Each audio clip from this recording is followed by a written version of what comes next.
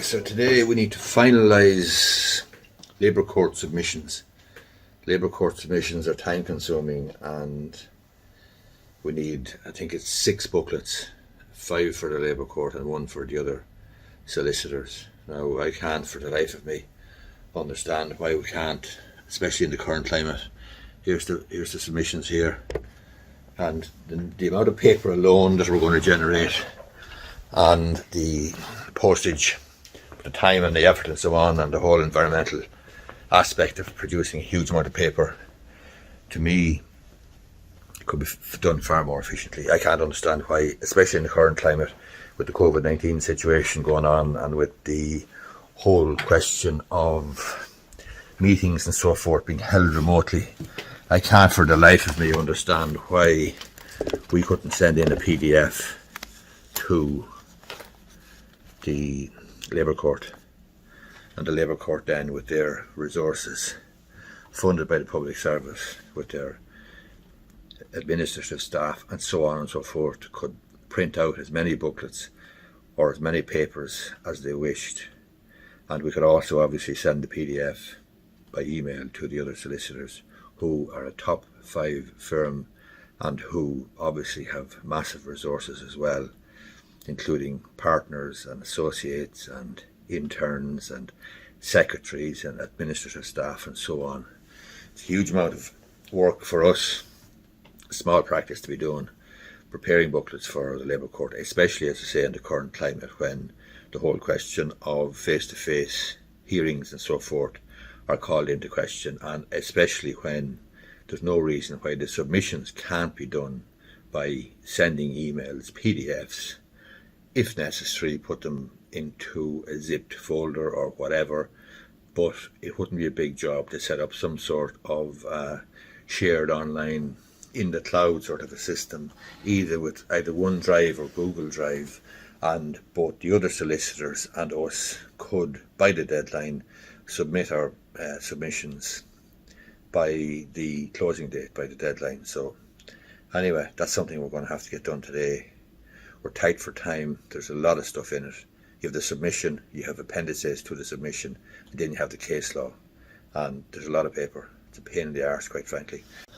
And to make matters worse, I'm down my right-hand woman, my right-hand girl, who I rely on greatly and who is excellent at her job, great worker, good bit of experience, and she can't work this week and next week, and it's a real absence, to be honest with you, and we're doing our best. Anyway, one of the first things I do there every morning is check the comments on my YouTube channel, and I don't have any issue with, I'm just doing something with a video here, I don't have anything issue with dissenting opinions, different opinions to mine, but I do have an issue with different facts, alternative facts. In other words, facts are facts and opinions are opinions. Everybody can have their own opinion, but everybody cannot have their own facts. So if somebody is publishing lies or misinformation by way of comments on my YouTube channel, I just delete them and ban them from the channel or something like that. I might just delete the comment, or I might just hide user from channel.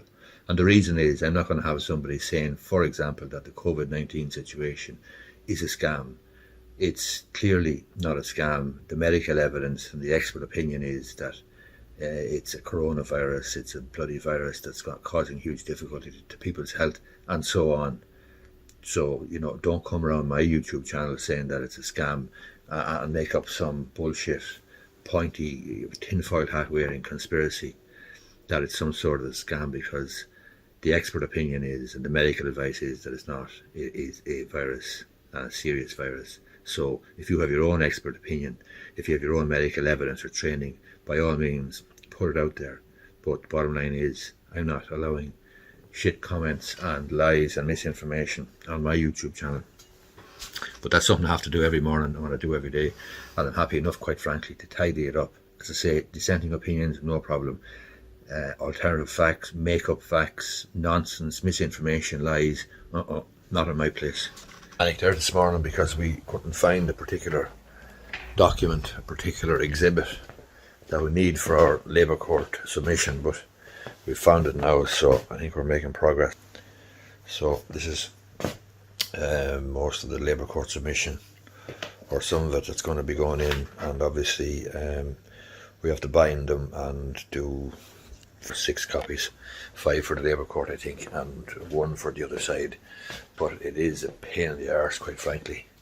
Anyway, has to be done, and that's all part of being a solicitor involved in employment law and labour courts and so on and so forth. So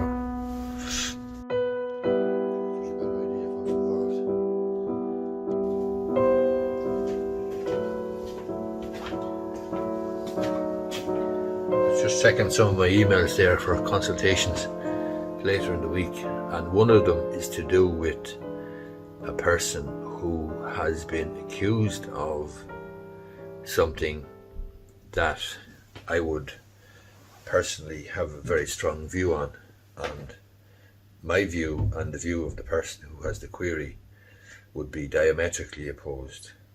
Without going too far or disclosing too much information, it's to do with COVID-19, and this person has a view with which I certainly would not be in agreement.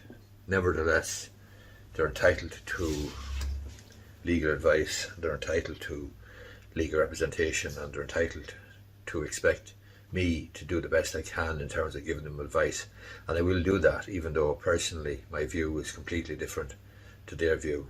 And as I say, it has to do with the COVID-19 situation, but that is one of those situations which you will come across as a lawyer. You represent and you provide professional representation and advice to the best of your ability, but you don't necessarily judge your clients, and you don't necessarily take a view or let your personal view impinge upon the advice that you might be going to give. But sometimes you do have to swallow hard, quite frankly, and suppress your own personal view, because your own personal view will be diametrically opposed to the view that you actually will be asked to represent in a particular conflict. So anyway, it happens from time to time, and generally the likes of well, there's some matters that I won't deal with, simple as that, but obviously this is an employment law issue, and I do quite a lot of employment law, so obviously I have to deal with it.